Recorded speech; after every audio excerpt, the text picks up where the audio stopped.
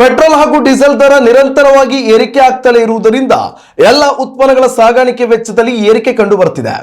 ಹೀಗಾಗಿ ಶ್ರೀಸಾಮಾನ್ಯರು ದಿನಕ್ಕೊಂದು ವಸ್ತುಗಳ ದರ ಏರಿಕೆ ಸುದ್ದಿ ಕೇಳುತ್ತಲೇ ಇದ್ದಾರೆ. ಇದೀಗ ಈ ಸಾಲಿಗೆ ಲೆದರ್ ಶೂ, ಬೆಲ್ಟ್ ಹಾಗೂ ಬ್ಯಾಗ್ಗಳು ಸೇರ್ಪಡೆಯಾಗಿದೆ.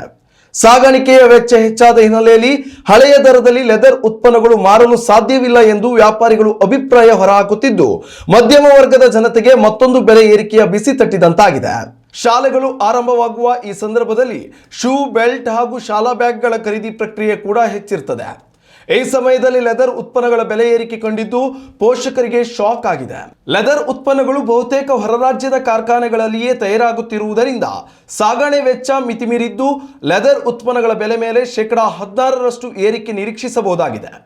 ಹೀಗೆ ದಿನಕ್ಕೊಂದು ವಸ್ತುಗಳ ಬೆಲೆ ಏರಿಕೆ ಕಾಣುತ್ತಿರುವುದು ಜನಸಾಮಾನ್ಯರ ನಿದ್ದೆಗೆಡಿಸಿದೆ.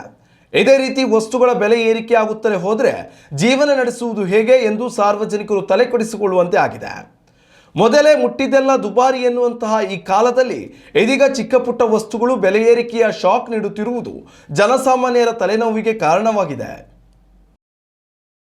ಉತ್ತಮ ಸಂಸ್ಕಾರಯುತ ಶಿಕ್ಷಣದೊಂದಿಗೆ VSS English medium CBSE school Udupi Muddur. ನರ್ಸರಿಯಿಂದ 10ನೇ ತರಗತಿವರೆಗೆ ಶಿಕ್ಷಣದ ಜೊತೆಗೆ 5ರಿಂದ 10ನೇ ತರಗತಿವರೆಗಿನ ವಿದ್ಯಾರ್ಥಿನಿಯರಿಗೆ ಉತ್ತಮ ಹಾಸ್ಟೆಲ್ ಸೌಲಭ್ಯವೂ ಇದೆ. ನಿಮ್ಮ ಮಕ್ಕಳ ಪ್ರವೇಶಾತಿಗಾಗಿ ಈ ಸಂಖ್ಯೆಗೆ ಕರೆ ಮಾಡಿ.